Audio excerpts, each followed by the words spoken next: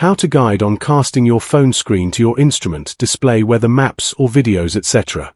Instrument screen casting video tutorial.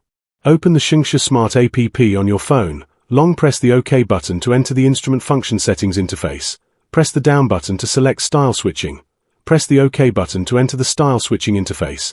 Press the down button to select screencasting. Press the OK button to enter screencasting mode. For the Zontes 368 GMDE model, please follow the steps below. Long press the set button to enter the instrument settings interface. Short press the mode button to select style switching. After selection, press the set button to enter the style switching submenu. Then press mode to select screencasting and press set to confirm.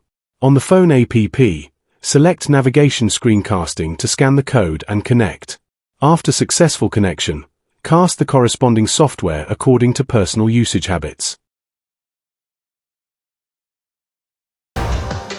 I'm coming for the throne.